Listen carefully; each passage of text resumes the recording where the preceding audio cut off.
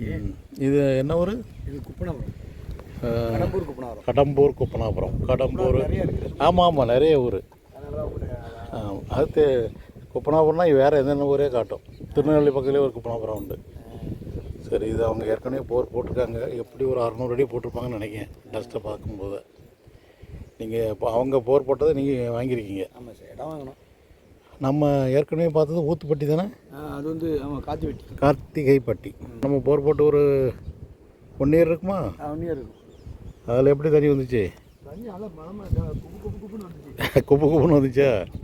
Very good. சுற்றி உள்ளவங்களுக்கெல்லாம் இல்லை, நம்ம பார்த்ததில் தான் இருக்குது. ஆமாம், அந்த பென்சிலுக்குள்ள 2 பேர் போட்டாங்களா? இல்லை. ஸோ அவங்களுக்கு நாங்கள் ஏற்கனவே 1 இயருக்கு முன்னாடி ஊத்துப்பட்டி அருகில் கார்த்திகைப்பட்டியில், அது ரெட் சாயில் ஏரியா, அவங்க எதுவும் போர்வெல் போடாமலே நம்ம பார்த்து கொடுத்து நல்லா தண்ணி வந்திருக்கு. ஆனால் சுற்றி உள்ள தோட்டங்களுக்கு எதுவுமே தண்ணி கிடையாது. இப்போ இந்த இடம் போர்வெல் ஏற்கனவே போட்டதை வாங்கியிருக்காங்க. இப்போ தான் ரீசெண்டாக வாங்கியிருக்காங்க. இந்த ஏரியாவிலையும் பாறை அமைப்பு வடக்கு 30 டிகிரி மேற்குங்கிற கோணத்தில் இருக்கும். நம்ம கிழக்கு மேற்கு ஸ்கேன் பண்ண போகிறோம். முதல்ல இந்த போர்வெல் தன்மை என்னங்கிறத நம்ம பார்த்துட்டு அதுக்கு பிறகு தேவையான வெவ்வேறு சரத்தை பிடிச்சி பார்க்க வேண்டியதான். இது குப்பனாபுரம், கடம்பூருக்கும் பசுந்தண்ணிக்கு அடியில் உள்ள ஊர். இது முதல் ஸ்கேன் மேற்கு இருந்து கிழக்கு நோக்கி. இப்போ டிரான்ஸ்போர்ட்டர் கருவி மேற்கு இருக்குது.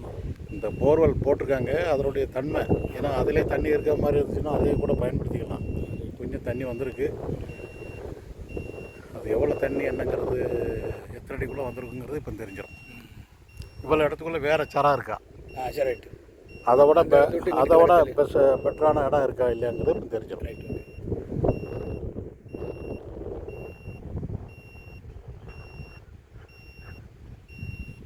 300 மீட்டர் ஆழம், 1000 அடி ஆழத்துக்கு ஸ்கேன் நடந்துட்டுருக்கு. ஸோ இந்த முதல் ஸ்கேன், அந்த போர்வெல்லை இணைச்சி முதல் ஸ்கேன் முடிஞ்சது. ஒன்றுமே இல்லை. இவ்வளோ இந்த 40 மீட்டர் லென்த்துலேயுமே ஒன்றும் இல்லை. அந்த போர்வெல்லையுமே ஒன்றும் வரல. எல்லாமே தூசியாக தான் போயிருக்கு. தண்ணி விட்டு அலசியிருக்கானுவ. சகப்பாக வருது, மேலே இருந்து கீழே வரைக்கும் ஒரே சகப்பாக இருக்குது ரிப்போர்ட்டு. இது 2வது ஸ்கேனு. இப்போ டிரான்ஸ்போர்ட்டர் கருவி கிழக்க போயாச்சு. கிழக்க இருந்து மேற்க நோக்கி. இது 2வது ஸ்கேனு. 300 மீட்டர் ஆழம்.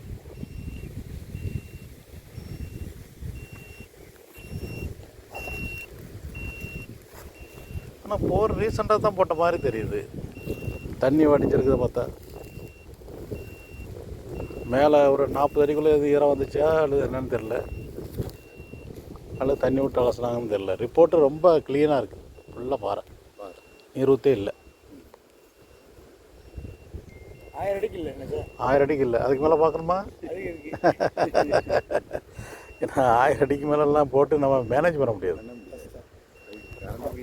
ஆமாம், தண்ணி வெளியே வந்தது கரண்ட்டுக்குள்ளே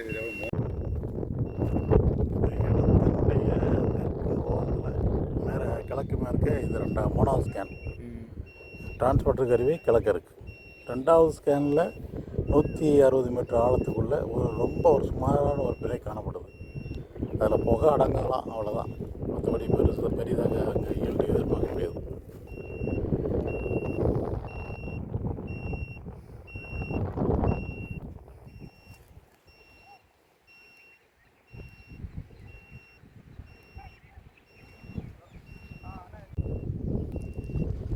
இது 4வது ஸ்கேன். டிரான்ஸ்போர்ட்டர் கருவி மேற்க இருக்குது.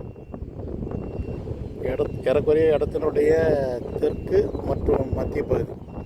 தெற்கு ஓரத்தில் பார்த்த அந்த 3வது ஸ்கேனில் ஒரு 60 அடி ஆழத்துக்குள்ள ஒரு ஈரப்பதம். அது கீழே ஒன்றுமே இல்லை, கருங்கல் பாறை தான் 1000 அடி ஆழம் வரைக்கும்.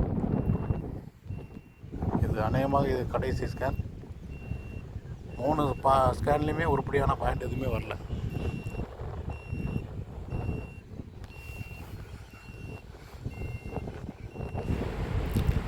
இது முதல் ஸ்கேன் ரிப்போர்ட்டு. அந்த போர்வெல் ஏற்கனவே போட்ட போர்வெலை இணைச்சி பார்த்தது ஒன்றுமே இல்லை. இது 2வது ஸ்கேன் ரிப்போர்ட்டு. கொஞ்சம் லேசான ஈரப்பதம் இருக்குது. 3வது ஸ்கேன் ரிப்போர்ட்டும் அடையாளம் இல்லை. 4வது ஸ்கேன். இதில் நான் தேர்வு செய்த இடத்துல டெஸ்ட் போர்வெல் போட்டு கிணறு என்ன அமைக்கலாம். ஒரு 50-60 அடி வரைக்கும் இலக்கம் இருக்குது. அதுக்கு கீழே ஃபுல்லாக முடிவற்ற கருங்கல் பாறையாக இருக்குது. கிணறு அமைப்பதற்கு டெஸ்ட் போர்வெல் போட்டு முயற்சி பண்ணலாம். ஆழ்துளை குழாய் கிணறு போர்வெல் அமைக்க முடியாது.